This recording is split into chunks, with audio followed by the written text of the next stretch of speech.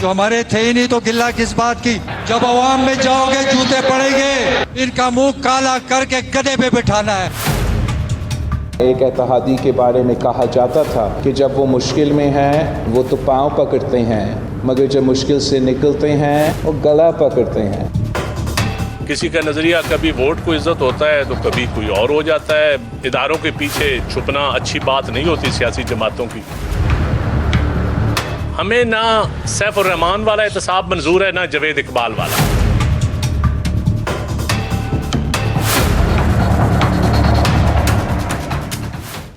बिस्मिल्लाहिर्रहमानिर्रहीम। अस्सलाम वालेकुम नाजरीन, पावर शो के साथ मैं हूं आसमा चौधरी। आज के प्रोग्राम में आपको खुशामदीद कहते हैं। कहा जाता है कि सियासत में कोई भी बात हरफे आखिर नहीं होती। कल के दोस्त आज के दुश्मन बन जाते हैं और जो दुश्मन होते हैं उनकी चीज़ें दोस्तियों में तब्दील हो जाती हैं। यही पाकिस्तान की सियासत में अक्सर व बेशतर इस तरह के सीन देखते रहते हैं। जो लोग कभी किसी के लिए काबिल कबूल नहीं होते वो फिर बाद में नाकाबिल कबूल भी हो जाते हैं। ऐसा कुछ मंजरनामा हमने देखा पाकिस्तान की सियासत में। 9 मई के बाद हैरत अंगेज दौर पर जो तब्दीलियां सामने आई उसने शायद पाकिस्तान की सियासत को ही हिला कर रख दिया। बात करेंगे पाकिस्तान तहरीक इंसाफ में पार्टी के अंदर दरारें पड़ गई। बहुत सारे लोग पार्टी को छोड़कर चले गए। बहुत जो जिनके बारे में कहा जाता था ये पार्टी का कीमती असासा है, ऐसा क्या हुआ कि उन्होंने अपनी राहें जुदा कर ली। आज के प्रोग्राम में इसी पर हम बात करेंगे कि पाकिस्तान तहरीक इंसाफ अगले आने वाले इलेक्शंस में जो पार्टी के अंदर डिवीजन हो गई या लोग जो पार्टियां छोड़ के पाकिस्तान तहरीक इस्तेकाम पार्टी बन गई और जो हमने पीटीआई पार्लियामेंटेरियंस के नाम से एक नई पार्टी वजूद में आ गई, क्या उनका वजूद बरकरार रहेगा या नहीं रहेगा? इनका वोट बैंक किस तरह से पाकिस्तान की सियासत पर असरअंदाज होगा और क्या वाकई ही वो जो एक नया इनकलाब या नई तब्दीली के बुलंदो बांग किस्म के अब ये लोग जो पहले पीटीआई के साथ थे दावे करते हैं, तो उसमें कितनी सदाकत और हकीकत है और क्या ये पार्टियां वाकई ही पाकिस्तान की सियासत में बनाई जाती हैं? क्योंकि माजी में भी हमने देखा इस तरह की पैट्रियट बनी, पार्लियामेंटेरियंस बनी, फॉरवर्ड ब्लॉक बनते हैं और अपनी मर्जी के नताइज भी हासिल करने की और इलेक्शन पर असरअंदाज करने की कोशिश भी होती है। बहुत सारे जो अहम सवालात हैं आज के प्रोग्राम में, इस पर हम बहस करेंगे, बात भी करेंगे और कुछ जिक्र करेंगे पेट्रोल का भी। जिस तरह से बहुत तेज़ी से हम देख रहे हैं हर 15 दिन बाद 30 रुपये का इजाफा हो जाता है, तो पाकिस्तान के आम आवाम की क्या सकत है इसके बारे में और क्या लोग परेशान हैं या नहीं, इस पर भी कुछ जिक्र करेंगे। और कुछ पाकिस्तान तहरीक इंसाफ के अंदर जो डिवीजन है उसका भी जिक्र करेंगे। हमें ज्वाइन करेंगे जनाब परवेज़ खटक साहब, मां रहे पाकिस्तान तहरीक इंसाफ के और अब सरबराह है पाकिस्तान तहरीक इंसाफ पार्लियामेंटेरियंस के, साबिक वफाकी वजीर दिफा भी रह चुके हैं। और उनसे पूछते हैं हम कि ये नई पार्टी बनाने की क्या वजूहात थी और क्या वाकई ही वो पीटीआई का वोट बैंक हिला पाएंगे, इस पर मजीद बात करेंगे परवेज़ खटक साहब से। सर आपको वेलकम भी कहते हैं आज के शो में। खटक साहब, ये जाहिर बात आप मुख्तलिफ इंटरव्यूज़ में वजूहात बता भी चुके, तो वजह क्या हुई और क्या वाकई ही आपके जाने से खान साहब को दुख हुआ, क्योंकि आप तो बहुत उनके करीबी साथी समझे जाते थे? वजूहात तो बहुत हैं और मुझे नहीं पता उनको क्या दुख हुआ है नहीं, क्योंकि वो हमारी पार्टी के लीडर थे। लेकिन वजह मेन यही हुई कि ये जो 9 मई का मसला है, तो फिर हम सब सोच में पड़ गए जितने मेरे साथी थे। ये तो हमारा तो ये प्रोग्राम ही नहीं था। हम तो खिदमत के लिए आते हैं, जमहूरियत के लिए लड़ते हैं, पाकिस्तान की बात करते हैं। तो जब ये फसाद पैदा हुआ तो बहुत लोग परेशान हुए क्योंकि एक जंग छिड़ गई। तो उसके बाद हम सब ने मिलकर फैसला किया कि या तो इधर लड़ाई पे जाएं, क्योंकि हमने सोचा हम तो लड़ाई वाले सियासत तो है ही नहीं। ठीक। तो फिर हमने सोचा कि अपना कोई रास्ता लें। फिर सब ने मिलकर फैसला किया कि हमने किसी पार्टी में नहीं जाना। तो जितने मेरे पास इलेक्टेड MPs MNAs थे या और जितने साथी थे, सब पे फैसला किया कि हम अपनी अलग पार्टी बनाते हैं और लोगों की खिदमत के लिए खुद निकलते हैं। क्योंकि सारी जिंदगी हमने इन पार्टियों का साथ दिया लेकिन इन्होंने डिलीवर नहीं किया। जब भी हुकूमत में आए जो वादे किए वो पूरे नहीं कर सके, तो यही सोच के हमने कहा इससे अच्छा है कि हम खुद ही निकले मैदान में और खुद ही मुकाबला। तो आप क्या समझते हैं, आपका 40 साल का सफ़र है सियासत के अंदर, पीपल्स पार्टी में रहे, शेरपाओ ग्रुप में भी आप उनके साथ रहे और पीटीआई में बहुत करीबी समझे जाते थे, वजीर दिफा भी रहे। तो आप जैसे बाकी कुछ लोग थे जिन्होंने सियासत से बिल्कुल ही अलहदगी इख्तियार कर ली। उन्होंने कहा जी हमारा 9 मई के बाद जो प्रेस कॉन्फ्रेंस होती है और उसके बाद कहा जी सियासत से लेना देना है नहीं, आपने अलग पार्टी बना ली। जाहिर बात है पाकिस्तान की सियासत तो इसकी डायनामिक्स को आप समझते हैं। हमने देखा परवेज़ मुशर्रफ के दौर में भी पैट्रियट बन गई, PMLQ बन गई, फॉरवर्ड ब्लॉक बन गए। कोई ऐसा प्रेशर तो नहीं था कि ये पार्टी बनवाई गई हो आपसे? क्या जी नहीं, मैंने काफ़ी सोचा है और थोड़ा आसान फैसला नहीं था, मुश्किल फैसला था, लेकिन मैं देख रहा हूँ कि हमारे मुल्क में बहुत बड़ा वैक्यूम है। अगर आप सही ईमानदारी से खिदमत करें और लोगों के दिल जीतें तो बहुत ज़्यादा रास्ता है। और फिर ख़ास तौर पर हमारे सूबे में तो बहुत बड़ा वैक्यूम था, तो वही अपने आगे देख कर के हमें एक रास्ता मिला हुआ है। क्योंकि इस वक्त इन लोगों की जो 35 साल इन्होंने हुकूमतें की, 75 साल से मुल्क बनाए, जो हालात इस मुल्क के बन गए, जो महंगाई आई, नाइंसाफ़ी हुई, ये सब कुछ को देख कर हम सोच रहे हैं कि इंशाल्लाह हमने इनसे तो ज़्यादा बेहतर हमने हुकूमत चलाई 5 साल। जब हम बेहतर हुकूमत चला सकते हैं तो वो खुद क्यों नहीं आते। इंशाल्लाह हमें नज़र आ रहा है कि इस वैक्यूम के अंदर हम रास्ता निकालेंगे और हमें कोई लेकर नहीं है। क्योंकि ये जो आप देख रहे हैं, मेरे को अभी तक कुछ 4 जलसे हो चुके हैं और अभी हर हफ्ते एक जलसा है। तो आवाम खुद निकल रहे हैं क्योंकि लोग तंग हैं, महंगाई से तंग हैं, लोगों की लूट मार से तंग है। वो कोई नई शक्ल देखना चाहते हैं, नया रास्ता ढूंढना चाहते हैं। तो इंशाल्लाह हमने आवाम को एतमाद में लेना और इस मुल्क को आगे लेकर जाने और इंशाल्लाह दिखाएंगे। तो आप जैसे पीटीआई एक स्ट्रॉन्ग होल्ड है उनका केपी के अंदर, और आपके जाहिर बात है आप भी इस चीज़ के गवाह हैं, बड़े बड़े जलसे किए खान साहब ने वहाँ पे। तो आप क्या समझते हैं, एक तो आप उनका वोट बैंक वहाँ तोड़ पाएंगे, केपी के अंदर की मैं बात इस वक्त कर रही हूँ, और अभी जो आपने जलसे भी किए, तो आप समझते हैं कि वाकई आवाम की बहुत बड़ी तादाद थी या लोगों ने वाकई आपको इस हाल में अप्रिशिएट किया? क्योंकि अभी भी जो इंडिपेंडेंट सर्वेज होते हैं तो लोग तो यही कहते हैं कि शायद पीटीआई मैदान मार लेगी, 80%, 90%, ये उनके मुखालफिन भी इस बात को मान रहे हैं। तो आप केपी का वोट बैंक, केपी के अंदर पीटीआई को आप तोड़ सकते हैं क्या? देखिए, बात यह है कि जब 2010 में हम लोग पीटीआई में आए तो सारे इलेक्टेबल्स जो जहाँ से थे, तकरीबन ये इस सूबे में 60% MNAs MPAs मैं लेकर आया हूँ पीटीआई में। उनका अपनी ताकत है, अपना वोट है, वो सब शामिल हुए और इस तरह पाकिस्तान में नए लोग शामिल हुए, इलेक्टेबल शामिल हुए, तभी ये पार्टी आगे गई। अब वही लोग जिनका अपना जाती वोट है वो छोड़ के जा रहे हैं। अब मुझे जो प्रोग्राम लोग कर रहे हैं उनका अपना जाती वोट है। अगर हजारों लोग वो लेकर आ सकते हैं तो हजारों लोग ये लेकर पीटीआई में गए थे, तो ये वोट कमजोर होता जाएगा। क्योंकि अगर खान साहब को ये ख्याल है कि कुछ सब कुछ सारे चले जाएं, कुछ भी नहीं होगा। मैं हर जलसे में उनको बताता हूँ कि ये लोग आपसे चले गए, आइंदा फिर भी अगले हफ्ते फिर है, अगले हफ्ते फिर है। तो मैं उनको बताना चाहता हूँ कि इन्हीं लोगों की वजह से पार्टी बनी थी, इन्हीं लोगों ने इस पार्टी को स्ट्रॉन्ग किया। यही इलेक्शन लड़ने वाले लोग पीटीआई में है तो पीटीआई ताकत मिली। अब यही लोग वापस जाएंगे तो इंशाल्लाह आपको नजर आएगा कि वोट भी टूटेगा, क्योंकि इन लोगों के अक्सरियत वोट है। क्योंकि मैं अगर इलेक्शन लड़ता हूँ तो खाली हाथ तो नहीं लड़ता, मेरे पीछे 10-20 हजार लोग होते हैं। मैं जहाँ जाता हूँ मेरे साथ, तो इसी तरह सबके जो साथी हैं उनके साथ आ रहे हैं। ये जो हमारे प्रोग्राम्स हो रहे हैं ये वही इलेक्टेबल्स हैं जिन्होंने पीटीआई को स्ट्रॉन्ग किया और इंशाल्लाह अब वो तब चेंज करके दिखाएंगे। ये जो 9 मई का वाकया हुआ और आपने कहा उसके बाद आपने ये माइंड बनाया कि आप एक अलग पार्टी बनाएंगे, तो इससे पहले कोई आपके फासले कुछ डिस्टेंस हो गए थे आप पीटीआई से? क्योंकि देखिए अचानक तो ऐसा कुछ नहीं होता, कितनी सालों की आपकी रफाकत थी और मैं बार बार कहूँगी आप बहुत ख़ास समझे जाते थे खान साहब के पास और बड़ी आपकी अच्छी कोई कोऑर्डिनेशन भी थी उनके साथ। तो कोई पहले से आप डिस्टेंस तो नहीं हो गए थे इस सारे मामलात में? देखिए, मैं 5 साल वज़ीर आला रहा, हमने अपनी खिदमत की, उसका रिजल्ट दिया। पहले हमने 35 सीटें जीती थी, 5 साल के बाद ये 70 पहुंच गई।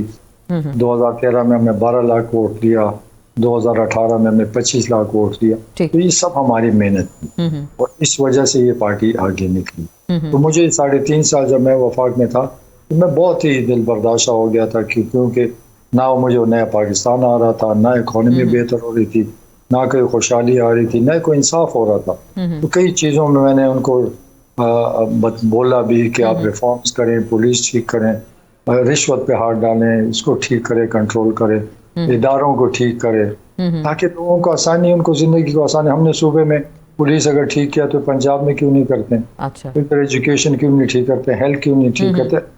आम गरीब आदमी का तो 4-5 जगह मसले हैं, उसके एजुकेशन है, एक हेल्थ है, एक पुलिस है, एक थाना और एक पटवारी और जो जाती मसले हैं और रिश्वत है।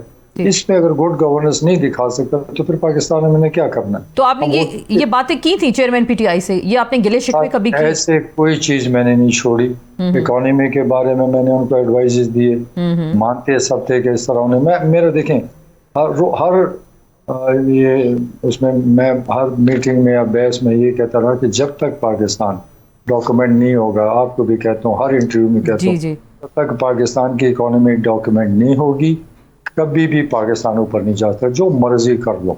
इस वक्त हमारा 7,000 अरब टैक्स है, तो 7,000 से कोई आ जाएगा 8 कर देगा, 9 कर देगा, तो फर्क क्या पड़ता है। ठीक हम ठीक। तो इधर हजारों खरबों कर्जदार हैं। 7,000 को लेकर 70-100 हजार अरब तक ले जाना पड़ेगा, तब पाकिस्तान इस चुंगल से निकलेगा। अदरवाइज ये ख्वाब ही दिखाते रहेंगे और ख्वाबों में तबाही होती जाएगी। खटक साहब, ज़ाहिर बात, आप सारी चीज़ों की पॉइंट आउट कर रहे हैं कि ऐसे हुआ, माजी में भी ऐसे होता रहा।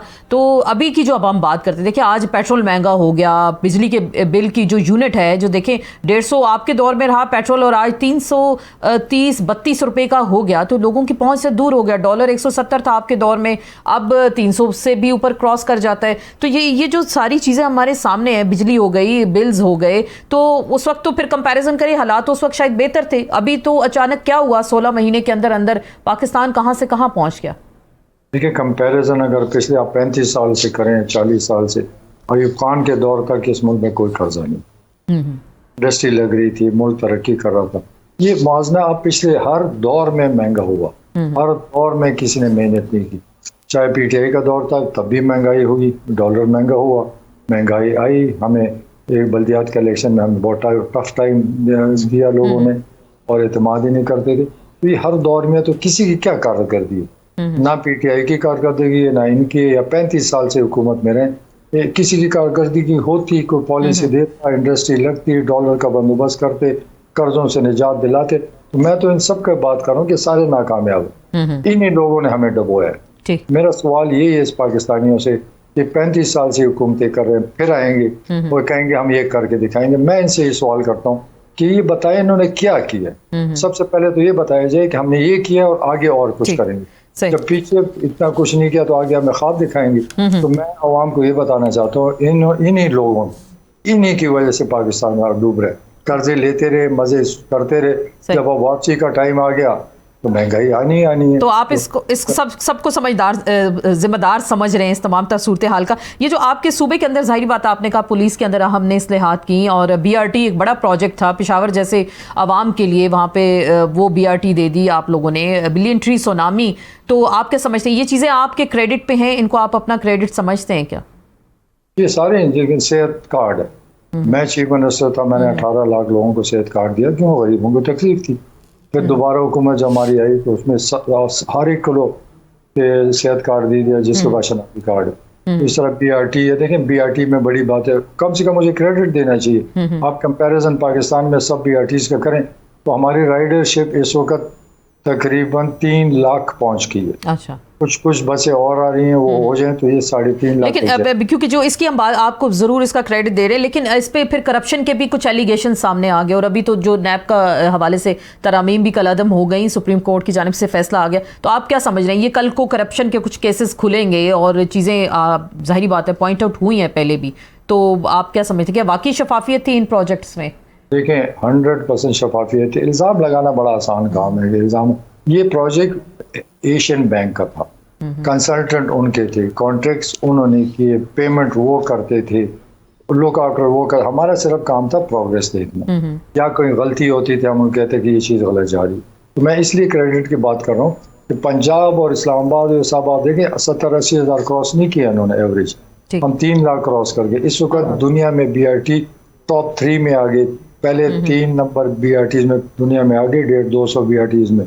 हमारा टिकटिंग इस वक्त दुनिया में number 1 system, full proof system बन चुका है। हम कोशिश कर रहे हैं कि इसकी सब्सिडी भी खत्म हो जाए, थोड़ा सा रेट बढ़ जाए तो ये इसकी सब्सिडी भी खत्म हो सकती है। तो एक ऐसा प्रोजेक्ट बनाए कि सारी उम्र याद करेंगे पेशावर के लोग और इस सूबे के लोग। तो इल्ज़ाम लगाना तो बड़ा आसान है, अरबों खा गए और खा गए, जो खा गए उसे कोई नहीं पूछता। मैं तो, मुझे भी NAB ने उसका खत भेजा, सर टेक्निकल सवाल थे कि लेट क्यों हुआ, ये नक्शा इस तरह क्यों हुआ। तो मैंने उनको भी कहा कि मैं कोई इंजीनियर तो नहीं था, मेरा तो काम था प्रोजेक्ट को देखना, उसका प्रोग्रेस देखना।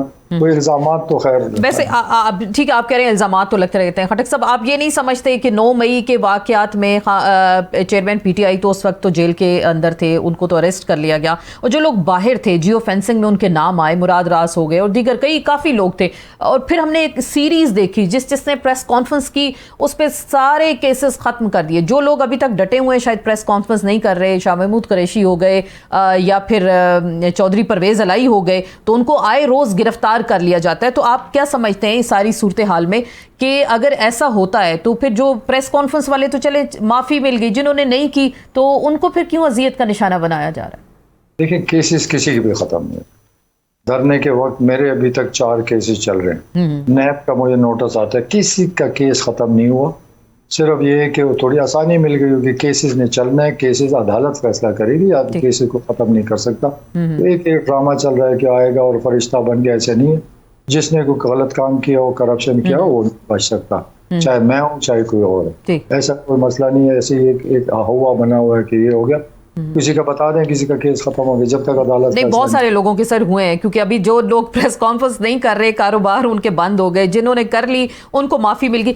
लेकिन मैं इसी पॉइंट को आगे एक मिनट मुझे केस बता दें, केस अदालत ने खत्म करना है। ठीक है, बिल्कुल अदालत ने करना है, लेकिन जो क्रैक डाउन हो रहा था, मैं उस क्रैक डाउन की बात कर रही हूँ, जो लोगों को पकड़ धकड़ थी या प्रेशराइज किया जा रहा था, तो वो पार्टी से अलग हो गए तो वो फिर ठीक हो गए। जो नहीं, अभी मैं परवेज़ अलाई की मिसाल आपको दे रही हूँ, 12वीं बार आज उनको गिरफ्तार कर लिया। आप समझते हैं सियासत में ये चीज़ें ठीक हैं क्या?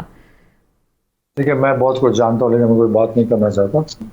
हर एक का अलग अलग केस है, परवेज़ अलाई के अलग मसले, किसी और के अलग मसले, हर एक का डिफरेंट इश्यूज है। उसके मुताबिक अदालतें फैसले कर रही हैं। ठीक है, पुलिस या जो भी FIR कर लेती, लेकिन अदालत को बेल दे देती।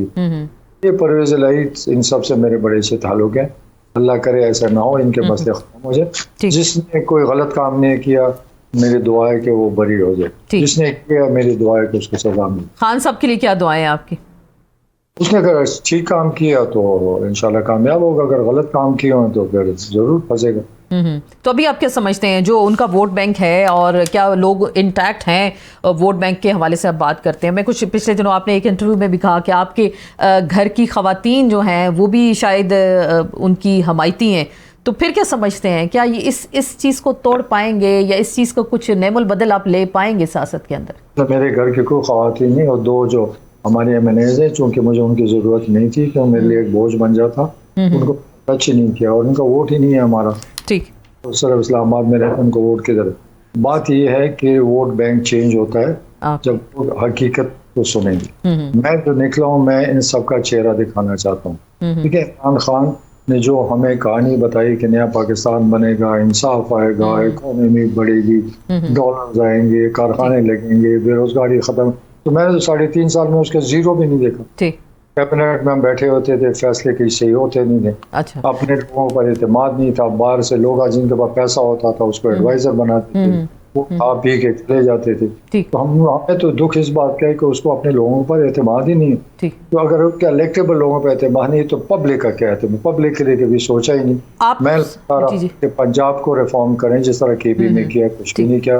मैंने कहा इस्लामाबाद को कर दो, वो भी नहीं किया। तो खाली बातें एक हवा बना दिया है लोगों को। तो खटक साहब, आप वजीर दिफा भी रहे, एस्टेब्लिशमेंट के करीब भी समझे जाते थे, तो उस वक्त क्या ओपिनियन थी जब आप कह रहे हैं 3 साल मैं समझाता रहा और बहुत चीज़ें आप कह रहे हैं ख़राबी की जानिब जा रही थी, तो एस्टेब्लिशमेंट के अंदर क्या एक था, या बड़े क्लियरली वो सब तो चले खुल के बात करते हैं, जनरल बाजवा की बात करते हैं, जनरल फैज़ की बात करते हैं, तो क्या वाकई वो चला रहे थे इस सिस्टम को, इन चीज़ों को? वो चला नहीं रहे थे, क्योंकि हमेशा ये इदारे जो होते हैं जो वज़ीर आज़म के साथ काम करते हैं, मिलकर काम करते, वो भी एडवाइस करते रहे। कई दफ़ा उन्होंने एडवाइस दिया कि ये चीज़ गलत है, इसको ठीक करो, ये करो। एंड में वो इतने थक गए कि हैंड्स अप कर गए कि ये में हमारी बस की बात नहीं है, तभी बात बिगड़ गई।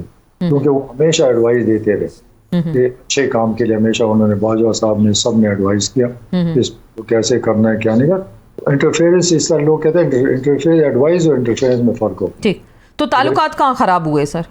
खराबी कहाँ हुई? ख़राब हुए ना कि जो बात कही जाती थी उस पर अमल नहीं। जैसे मैंने कहा कि 3 दफ़ा मैं इलेक्शन का मौका दिया, खान साहब ने कहा मैंने, ये सच नहीं है।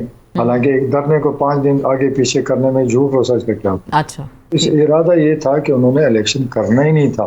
ये तो आज वो वजीर आजम होते और ये इतना 9 में भी ना होता, इस मुल्क में इतना फसाद भी ना होता, 1.5 साल अफरा तफरी भी ना होती। उनका इरादा ही नहीं था। उनका इरादा है कि मैं इनकलाब लाऊं, लोगों को निकालूं और वो फौज के खिलाफ खड़े हो जाए और मुल्क में अफरा तफरी फैले। उसके लिए हम तैयार नहीं थे, क्योंकि हमें उन्होंने पूरी ट्रेनिंग दी। हमें उन्होंने जेल भरो तहरीक की ट्रेनिंग दी, हमें धरनों पर लाठीचार्ज और गैस से डर जो था वो खत्म कराया। हम सबसे ओथ लिया, गाँव गाँव निकलने का कहा। इधर हमसे सियासी काम करा रहे थे जो हमारे सियासी लोग थे, दूसरी तरफ से उनका फैसला था कि अगर मुझे गिरफ्तार किया गया तो आपने इधर इधर जाना है। तो उसने 9 में को क्या हुआ, हमें गवर्नर हाउस का डायरेक्शन दे सकते थे, वजीर आला हाउस का दे सकते थे, वजीर आजम हाउस का, उधर तक कोई डायरेक्शन नहीं। जो पॉलिटिकल हमारा झगड़ा था उन्होंने सबको डायरेक्शन, सब उधर चले गए। इसका मतलब है कि डेफिनेटली ये प्लान करके हुआ। आपको लग रहा है ये ऐसा प्लानिंग के तहत हुआ? आपने कहा कि आपके पास 70 के करीब इलेक्टेबल्स हैं, तो क्या केपी में अगली हुकूमत आप बना पाएंगे? क्योंकि अभी कुछ दिन पहले मौलाना फजल रहमान ने कहा कि आपने चेयरमैन पीटीआई को छोड़ा है, इसलिए वो आप पे और महमूद पे ट्रस्ट नहीं करेंगे, आप लोगों से इत्तेहाद नहीं हो सकता। मैंने 70 कभी नहीं कहा कि 70 मेरे पास है। मेरे पास कुछ ऐसी फिगर्स हैं कि तकरीबन फिगर्स सबने गलत दिए। मौलाना साहब को मैं बताना चाहता हूँ कि हम पर एतबार की जरूरत है। अपने इलाकों में अपना एतबार पैदा करो। आप डीए खान में 2 सीटों पर लड़ते हो और हमेशा हार जाते हो। जिस लीडर को अपने इलाके में, अपने गांव में, अपने हल्के में इज्जत नहीं है तो उसकी क्या इज्जत रहेगी? उसकी एतमाद और एतबार की हमें जरूरत क्या है? उसकी अपनी हैसियत ही कोई नहीं है। जाकर अपने डीए खान में अपना एतमाद पैदा करें, लोगों की खिदमत करें, तो फिर मैं मानूंगा कि वो कोई अच्छा लीडर है। वहाँ पर तो हार जाते और आके इधर कहता है कि मैं बहुत बड़ा वो जी। देखें, मुझे अगर अपने इलाके में लोग पसंद नहीं करेंगे क्योंकि हकीकत वो जानते हैं, नजदीक से मुझे वो जानते हैं, तो अगर वो मुझे रिजेक्ट करते हैं तो इसका मतलब मैं रिजेक्टेड आदमी हूँ। तो मौलाना तो रिजेक्टेड आदमी है डीए खान से। वो रिजेक्टेड है, आप समझते हैं सियासत में भी रिजेक्टेड है? अपने इलाके से जो रिजेक्ट होता है तो रिजेक्टेड ही है। सियासत क्या होती है?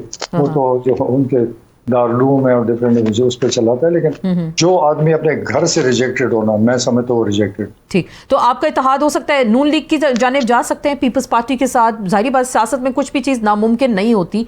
किसी और सियासी जमात के साथ आप इत्तेहाद, पाकिस्तान ये इस्तेकाम वाले जो हैं पार्टी वाले, वो भी आपके पुराने साथी हैं, वहाँ आप जा सकते हैं, कोई इत्तेहाद कोलेशन बन सकती है आपकी आगे? इस वक्त तो मैं ये चीज़ें सोच ही नहीं रहा हूँ, क्योंकि हमारी पार्टी को अभी मेरा ख्याल में 2 महीने, कल 2 महीने पूरे हो जाएंगे। मैं सारे सूबे में जा रहा हूँ, लोग मेरे साथ शामिल हो रहे हैं, रोजाना आज भी शामिल हुए, कल भी होंगे। मैं सारे सूबे में जलसे करूँगा। मैं तकरीबन अक्टूबर के एंड तक उम्मीद है कि 70-80% सूबा कवर कर लूँगा। जब अपनी हैसियत बनेगी, आवाम मेरे साथ खड़ी होगी, फिर जाके किसी की बात करूँगा। अब मैं खाली हाथ पे क्या बात करूँगा? तो आगे मुस्तकबिल में चले। मुस्तकबिल में कुछ आपकी जो दूरियां हुई, कैदी नंबर 804, आपके पुराने साथी, आपके कायद, आपके लीडर, तो उनके साथ चले, कोई राजीनामा हो जाएगा सियासत के अंदर या फिर कोई मर्जर भी हो जाएगा कुछ अरसे बाद? हम देखें खटक साहब दोबारा खड़े हैं। ना हमने मर्जर करना है, ना हमने अभी फिलहाल किसी से इत्तेहाद करना है। हमने अपनी मेहनत करनी है, लोगों के पास जाना है। हम पब्लिक का एतमाद चाहते हैं। पब्लिक एतमाद करेगी तो किसी की जरूरत नहीं। जब पब्लिक एतमाद नहीं करेगी और हम समझते हैं कि हम आगे नहीं जा सकते, तो हम सियासत फिर क्यों करेंगे? हमने अपने पाँव पे खड़े होकर सियासत करना है। हम किसी के साथ मिलकर, किसी और के कंधे पर हमने ऊपर नहीं जाना। तो आप अगली हुकूमत बना सकते हैं केपी के अंदर? आप कह रहे हैं ना आप इस वैक्यूम को ख़त्म करेंगे, लोगों के साथ राब्ते में हैं, तो आप इस पोजीशन में होंगे कि आप गवर्नमेंट में भी आ सकते हैं क्या? देखिए, इंसान अपनी कोशिश करता है, मत अल्लाह करता है। इंशाल्लाह हिम्मत हमने की है, इरादा हमने किया है, नेक नियती से आए। हमने इस कौम से वादा किया है कि ना झूठ बोलेंगे, ना झूठ जिंदगी में बोला है, ना हराम खाया, ना हराम खाएंगे। ये मेरे इस कौम से वादा है और वो मैं साबित भी कर चुका हूँ। तो आप ही जी फरमाइएगा। बात यहाँ ये मुल्क ऐसा है ना, जो लूट लेता है वो उसको कोई कुछ नहीं कहता, शराफत में रहता है उसको बदनाम किया जाता है। ये तो फैसला अल्लाह ने करा, मेरा गरेबान साफ है, मैं किसी की परवाह नहीं। आप पीटीआई का वोट बैंक तोड़ पाएंगे? देखो, मैं पीटीआई की बात नहीं कर रहा हूँ। मैं वोट दूंगा जहाँ से भी आएगा, चाहे पीटीआई का, चाहे जिसका वोट आवाम का, किसी का भी नहीं है। और पब्लिक समझदार हो गई है। और मैं जो अभी 1 महीना फिर रहा हूँ, काफी चीज में देख रहा हूँ कि लोग अब समझने लगे हैं कि हमें एक झूठी कहानी सुनाई गई। ठीक, तो आप क्या समझते हैं जो चेयरमैन पीटीआई पे केसेस बनाए गए, साइफर वाला केस हो गया, तोशाखाना हो गया, क्या आपको लग रहा है ये सियासी बुनियादों पे केसेस हैं? एक केस में जान छूटती है, साथ ही 150 से जायद FIRs उनके ऊपर दर्ज की गई हैं। तो कभी सियासत में आपने देखा किसी लीडर को इतना इस हद तक तंग किया या जिच किया गया, या आप समझते हैं बिल्कुल ठीक केसेस हैं या सियासी बुनियादों पर बनाए गए? देखिए केसेस ये जो 4-5 है, मैं औरों की बात नहीं करता, ये कोई बनाए नहीं गए, ये खुद अपने उसने बनाए। साइफर एक सीक्रेट था और हमने ओथ लिया हुआ है कि मुल्क का सीक्रेट हमने बिल्कुल अफशा नहीं करना, तो ये खुद ही बनाया गया, किसी ने बनाया तो नहीं। अगर 190 मिलियन पाउंड्स की बात करें जो पाकिस्तान की गवर्नमेंट के पास आने था, किसी और जाके उसके अकाउंट में डाल दिया, तो केस खुद ही बनाया। ठीक, तो आप तो वजीर दिफा थे सर, आपने वो देखा था साइफर उस वक्त? क्या वो नेशनल सिक्योरिटी मीटिंग में भी रखा गया था, तो आपने देखा था क्या?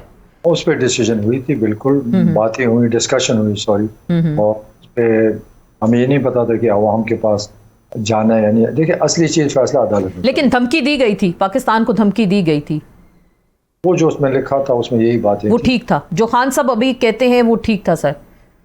बिल्कुल, जो भी था वो देखिए उस लेवल का था ही नहीं यार, उसको डिप्टी सेक्रेटरी के लेवल का आदमी था, धमकी दे तो वहाँ का प्रेसिडेंट दे तो फिर कोई बात है, फिर वो चलो अपनी जगह पर गलत था, ठीक था, लेकिन उसको अवाम के पास ले जाना, उससे सियासी फायदा उठाना मेरे ख्याल में हमारे लिए गलत था। तो फैसला अदालत करेगी, मैं कौन हूँ कि मैं फैसला कर सकूँ, अदालत देखेगी कानून ठीक था या गलत।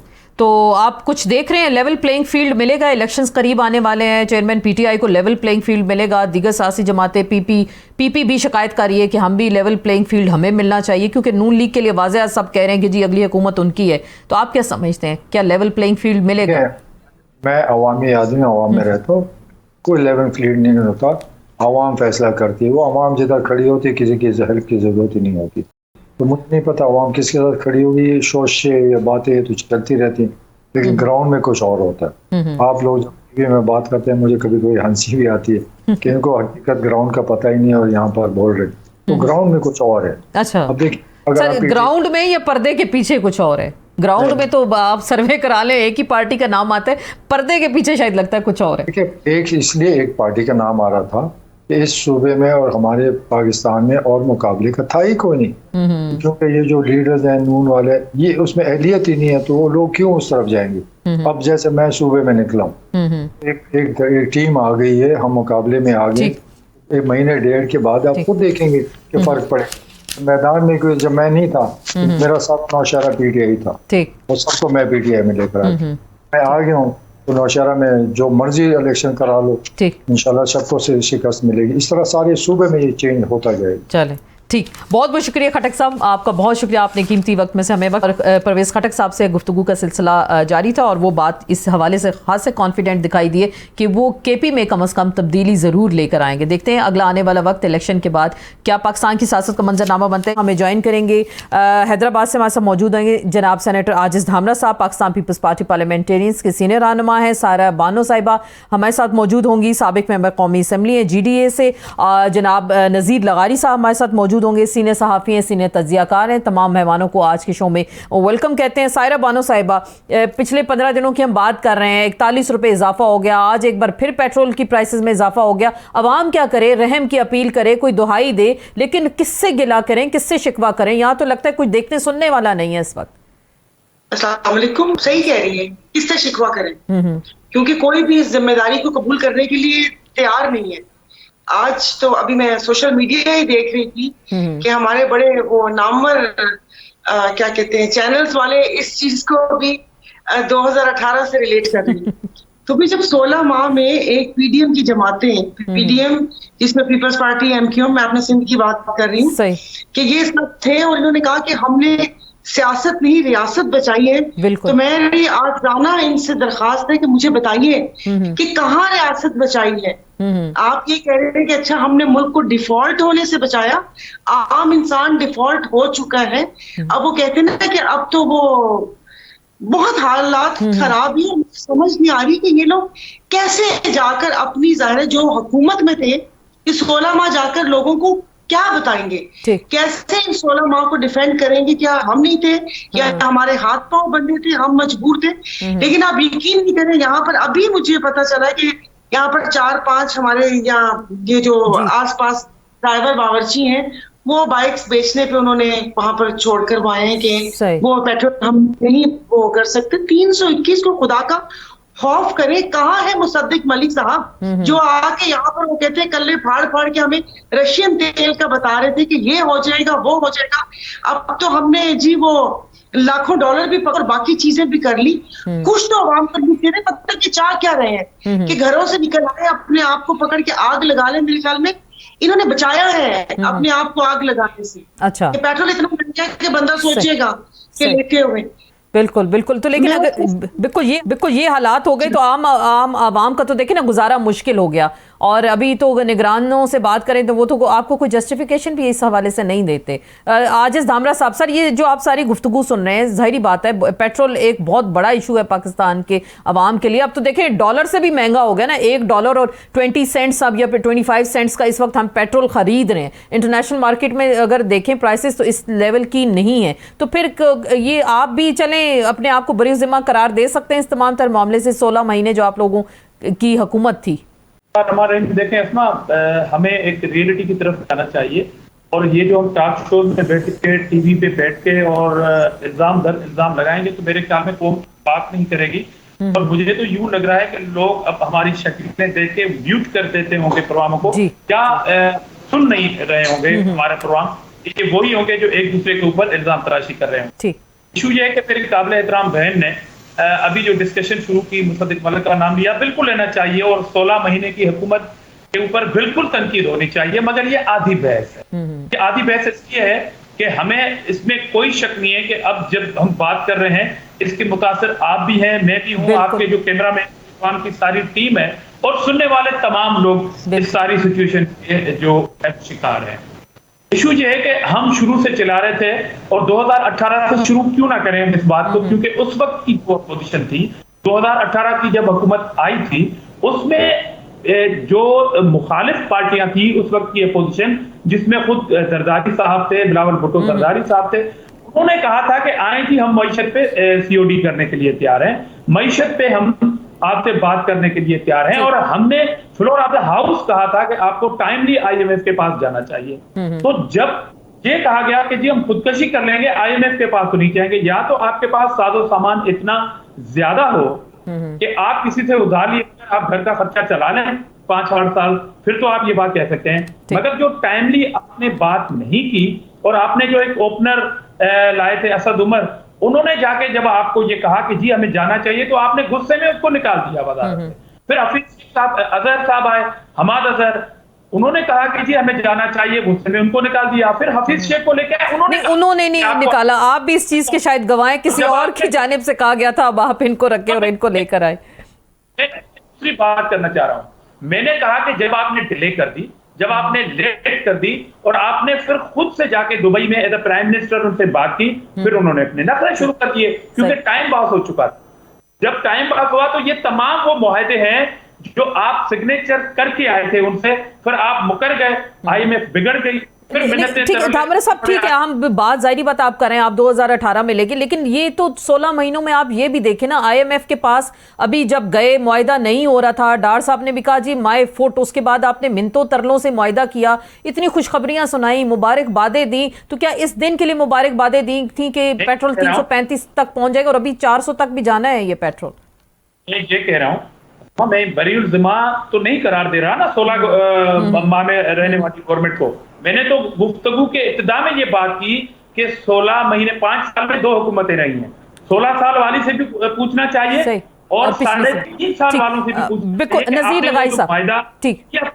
और ये जो आपने 60% लेवी जो टैक्स की जो मुआहदे करके सिग्नेचर करके आए, जिसका खिमाजा आज कौम को भुगतना पड़ रहा है, मुसद्दिक मलिक से बिल्कुल पूछना चाहिए, बिल्कुल डार से बिल्कुल चाहिए। और क्योंकि हुकूमत में पीपुल्स पार्टी भी हिस्सेदार थी, हम अपनी वजारतों का हिसाब देने के लिए तैयार हैं। नज़ीर लगारी साहब, जी बिल्कुल आपकी इसी बात को जब इस तबाही के लिए हम स्टार्ट करेंगे तो वो मुआहदे हैं जो डिले हुए, वो मुआहदे हैं जो करके मुकर गए। लगारी साहब, सर आपकी तो सियासत पे गहरी नजर है, यहाँ जब बात करते हैं तो फिर माजी का हवाला भी दिया जाता है। क्या ये सब हुकूमतें जो भी इक़्तिदार में रहा वो जिम्मेदार नहीं है जो आज पाकिस्तान के अवाम का हाल है? भुगत तो पाकिस्तान के अवाम रहे, इधर से हुकूमत खत्म हुई, सब लंदन भाग गए, लंदन बैठ के फैसले हो रहे हैं पाकिस्तान की सियासत के। तो आप क्या समझते हैं, सियासी जमातों को अब लोग वोट देंगे उनकी कारकर्दगी पर या उनके बयानिए पर? बहुत शुक्रिया। बहुत ख़तरनाक सवाल है आज के माहौल में कि सियासतदान क्या करें और जो गैर सियासी लोग हैं वो क्या करें। जी जी। असल में सोसाइटी को डीप पोलिटिसाइज करने की सारी कोशिशों का नतीजा ये निकला है कि आज सूरत हाल यहाँ तक पहुँची है कि आपकी इकनॉमी कोलैप्स कर चुकी है, अमलन कोलैप्स कर चुकी है। बाकी आप जितना भी उसको टेकियाँ लगाएं, जितने आप सतून बांधें, जितने आप जो है वो अपने बांस और जो चीज़ें लगाकर उसको रोकने की, बैसाखियाँ लगाकर रोकने की कोशिश करें, लेकिन अमलन तो ये है कि पाकिस्तान को अगर डिफॉल्ट से बचा लिया गया है, मगर हर घर पाकिस्तान का जो डिफॉल्ट कर चुका है, कोई शख्स ऐसा नहीं है कि जो अपने घर के अखराजात पूरे कर सकने के काबिल हो, सिर्फ सवाए उन लोगों के जिनका पाकिस्तान के अवाम के टैक्सों से पे किया जाता है। और टैक्स ये नहीं है, अब इस बात को भी हम छोड़ देते हैं कि जनाब टैक्स कौन देता है कौन नहीं देता है। आपके हर निवाले पर टैक्स है। पाकिस्तान का हर शख्स जो खाना खाता है, जो पानी पीता है, जो चाय पीता है, जो कोई चीज़ भी खाता और पीता है वो टैक्स देता है, इसलिए कि हर चीज़ पर टैक्स लगा दिया गया है। कोई चीज़ ऐसी नहीं जिस पर टैक्स ना लगाया गया हो।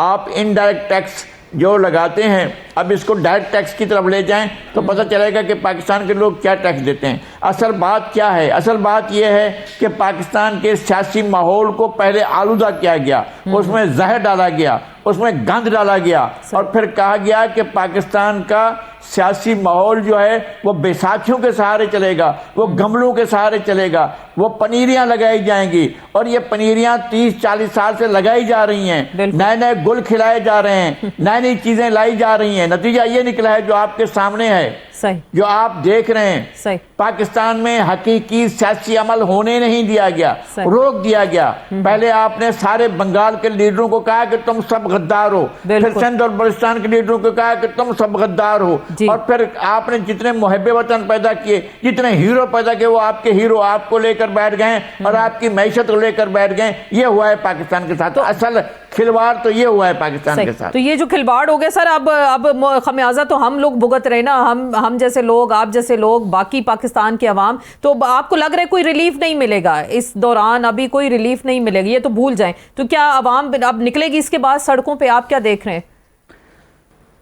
मैं अगर कान के दर्द का इलाज करवाने के लिए दंदान साज के पास जाऊंगा तो कान का इलाज करने के बजाय वो मेरे दांत निकाल देगा। बोलेगा जी ठीक है, आपके अगर दर्द यहाँ पर हो रहा है तो फिर मैं तो कम से कम दांतों का इलाज करता ना, तो वो निकाल लूंगा। जिनका काम है उसी को साजे। सियासी जमातों में भी जो ऐसा नहीं है कि मैशत को संभालने वाले लोग मौजूद हैं। सबसे बड़े माहिर ये निकले थे ना, हमारे इसाक डार साहब या हफीज शेख साहब या शौकत तरीन साहब। क्या किया इन लोगों ने? इन लोगों ने सिर्फ आलमी एजेंडे पर, आलमी मालियाती इदारों के एजेंडों पर काम किया है। कौन सा आपको वजीर खजाना है जो आपको अपनी इंडिजीनियस सलाहियत से मिला हो? आपको तो सारे के सारे या तो वर्ल्ड बैंक से आते हैं या सिटी बैंक से आते हैं या IMF से आते हैं। वज़ीर खजाना जो आपकी मैशत को संभालते हैं वो आपके इंटरेस्ट को देखेंगे या गैर मुल्क के इंटरेस्ट को देखेंगे या अपने इदारों के इंटरेस्ट को देखेंगे? वो तो देखेंगे कि IMF का क्या मफाद है, वो तो देखेंगे कि वर्ल्ड बैंक का क्या मफाद है, वो तो देखेंगे सिटी बैंक का क्या मफाद है। वो अपने मफादात की जान लेना, तो इसमें पाकिस्तान के मफादात को देखेंगे, आपके मफादात को क्यों देखेंगे? वो सायरा बानो साहिबा, मुझे तकारीर आपकी याद है असेंबली के अंदर, और जिस तरह महंगाई हुई और बजट आया उसके बाद, तो चले ये कुछ आवाजें हैं जो उठी आवाम के लिए, लेकिन आप नहीं समझती कि गवर्नमेंट को अपने खर्चों पे भी कट करना चाहिए? हर बात में IMF की मिसाल दी जाती है जी, वो कहते हैं जी बिजली महंगी कर दें, वो कहते हैं जी पेट्रोल महंगा कर दें, तो वो आपसे भी ये भी कहते हैं कि PSDP प्रोग्राम वो वहां से कट करें, अपने खर्चे कट करें। तो इसको कौन देखे सुनेगा? बिल्कुल सही कह रही है कि ये सब्सिडी देखिए, अरबों रुपए के आपने फंड देखिए, वो तरक्याती फंड, मैं कहती हूँ सबसे ज्यादा गंदगी से लुथड़ा हुआ इदारा है ये हाउसिंग का, कि जो वहां पर आप कोई चेक इन बैलेंस तो हो कि जो अरबों रुपए हमारे महाशय पार्लियामेंटेरियंस को दिए गए हैं, क्या वो ऑन ग्राउंड काम हुआ है या वो सिर्फ कागजों में हुआ है? और खर्चे अपने कम करने चाहिए। मैं ऐसी बार बार कह रहा, मेरा एक जाती फेल था। मैं एज ए चेयरपर्सन मैं बनी भी 2022 में 22 में थी। ठीक, 22 में तो गवर्नमेंट गई थी ना। जी जी जी, नहीं 20 अभी 23 है ना, 22 अप्रैल में गई थी ना पिछली गवर्नमेंट। तो 22 के स्टार्ट में फेब में या मार्च में मैं चेयरपर्सन बनी थी, और उसके बाद मैंने वो अपना कार्ड वापस कर दिया था। मैंने अपना फ्यूल कार्ड, और आप यकीन नहीं करें कि उसको मैंने मल्टीप्लाई सब जितने ओहदों से किया, और मैंने ये बात की, मैंने कहा कम से कम आप ये जो मोनेटाइजेशन और ये जो फ्यूल कार्ड, ये जो इतना इतना देते हैं, हम बातें करते हैं बैठ के, यहाँ पर ये कह रहे हैं कि पिछली बातें भुला दी जाए, आगे चला जाए। क्यों? मेरे हल्के में अगर 5 लोगों ने खुदकुशी की है, क्यों खून माफ करूं मैं? उस वक्त की हुकूमत को पे क्यों उसके हाथों में वो खून है कि जो किया है? आप अय्याशियां देखिए, आप दौरे देखिए, आप उठाकर दौरे देख लें। बाप आपको तो बता नहीं सकती, मुझे तो, मैं कोई लाखों करोड़ों में बता सकती हूँ, मेरी तो बिलियन ट्रिलियन की समझ ही नहीं आती। आप दौरे देख लें, आप इनकी वो बाकी देख लें, आप इनका फ्यूल कार्ड देख लें, आप इनका मेडिकल देख लें, जो नहीं भी बीमार उसके भी आप मेडिकल आप जाके सारा वो निकलवा कर देख लें। तो ये डार साहब कहाँ चले गए? डार साहब तो देखे ना, वो भी लंदन बैठ के जाके, सब लंदन बैठ गए। तो फिर वो जैसे ईद के दिनों में यहाँ पर फकीर दिहाड़ी लगाने के लिए आते हैं गांव वगैरह से, और ये जनूबी पंजाब से, ये आ जाएंगे इलेक्शन में आके इनका दर्द उठेगा। वैसे पूछा जाए तो कहते हैं कि हमसे यहाँ पर पाकिस्तान की बात ना करो, लेकिन पाकिस्तान के हर मामले में टांग अड़ानी है। और वही बात है अभी जैसे लगारी साहब ने कहा, यहाँ पर बहुत स्टार्ट में 1960 के बाद 28 सियासतदान पैदा किए गए हैं अपने हाथ से, और मुझे तो कभी देख के लगता है कि ये रियासत के पेरोल पर है कितने सियासतदान जो पनपने नहीं दिया। इन्होंने सही सियासतदान सही वो बनने नहीं दी, अपने हाथों से बनाए और अपने हाथों से बिगाड़े। अब आप मुझे बताएं कि अवाम बेचारी क्या करें? बिल्कुल। आप एक बुत उसको सिंहासन पर बिठाते हैं, उसके बाद आपका दिल भर गया तो क्या हमारा दिल भी भर जाए? फिर उसके बाद नई हवा चलती है। अब खुदा के वास्ते right person for the right job होना चाहिए। ये हर चीज को अपने दायरे में रह के काम करना चाहिए। ये सियासतदानों का काम है, तुमको फ्री हैंड देना चाहिए। ये ऊपर पसंद नहीं आया तो असद उमर हटवा दिया, फलां पसंद नहीं आया तो फलां हटवा दिया। अब्दुल रजाक दाऊद हर गवर्नमेंट में होते हैं, वो आ गए। तीन बाबर पैराशूट से आए, आके पेट्रोल की कीमतें बढ़ा दी। आपने वो क्या कहते हैं उनको, क्या नाम मैं भूल गई हूँ, जो के इलेक्ट्रिक के भी कुछ दिनों के लिए ऐसे पीएम बने थे। खुदा जाने कहाँ से आए, ना हमने कभी चेहरे देखे, ना हमने वो मुफादात पर टकराओ, और फिर आप हमसे बात करते हैं। आई एम सॉरी, मैं थोड़ी ऐसे काम में जज्बाती हो गई। नहीं, अच्छी बात है, लोग सुनना चाहते हैं, जाहिर बात है। वो कहते हैं हमारे लोगों के जज्बात उबल रहे हैं, तो सियासतदान शायद खामोश हैं, वो बात नहीं करते पाकिस्तान के अवाम के इश्यूज के बारे में। अब बंदा पूछे शुगर मिल आपकी या मेरी?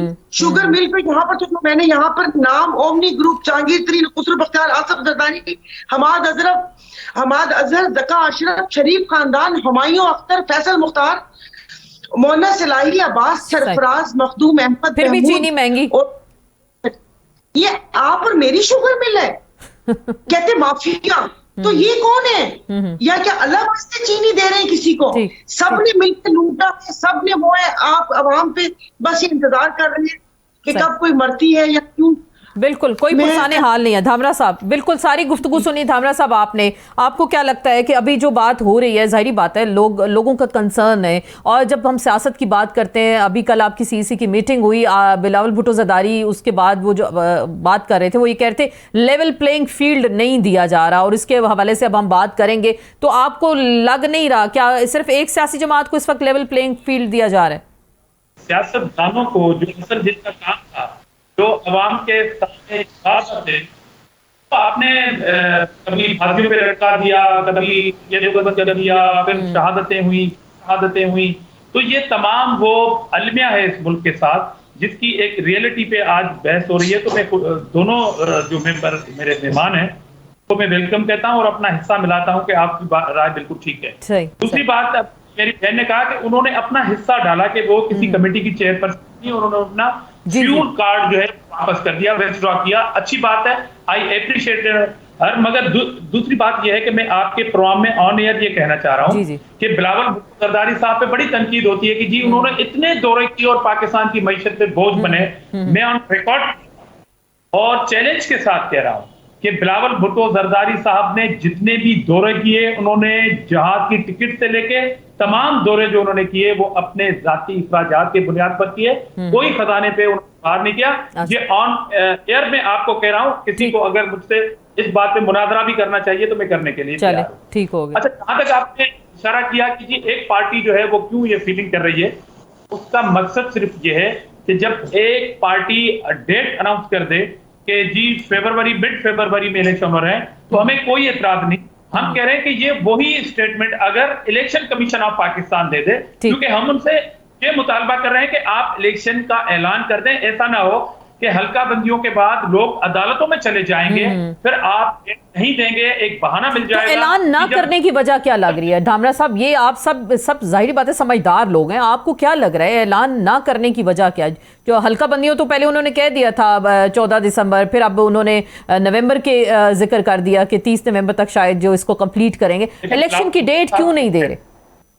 बिलावल भुट्टो साहब क्या कह रहे हैं?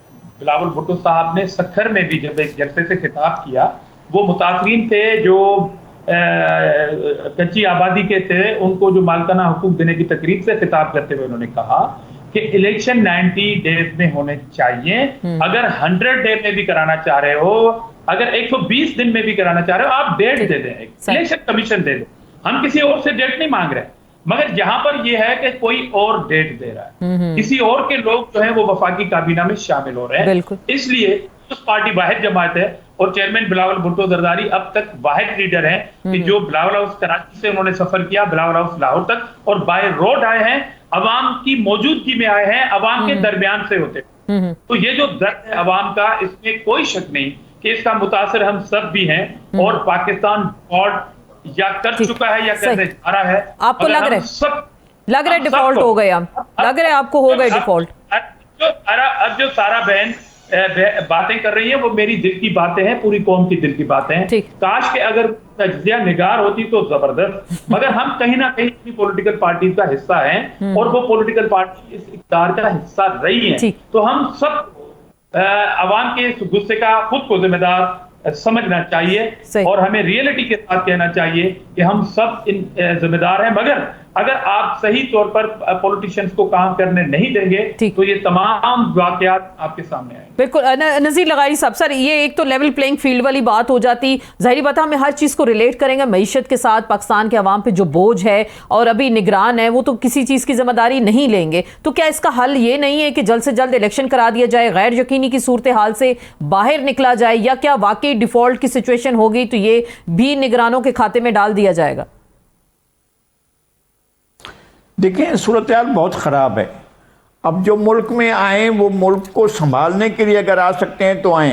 ये जो पाकिस्तान पीपल्स पार्टी शिकायत कर रही है लेवल प्लेइंग फील्ड की, उस फील्ड का अगर ये मतलब है कि जिस तरह से ahad चीमा को और फवाद अहमद फवाद को शामिल किया गया है काबीना में, तो इनके लोगों को भी शामिल किया जाए। तो मैं समझता हूं कि उन्हें इससे दूर रहना चाहिए, इक़्तिदार से दूर रहना चाहिए, इक़्तिदार के मरकज से दूर रहना चाहिए, इस निगरान हुकूमत के सेटअप से दूर रहना चाहिए। उन्हें सिर्फ इंतखाबात की तैयारी करनी चाहिए अगर वो मुल्क को संभाल सकते हैं, इसलिए कि बदतरीन हालात हैं इस वक्त मुल्क संभालने के लिए।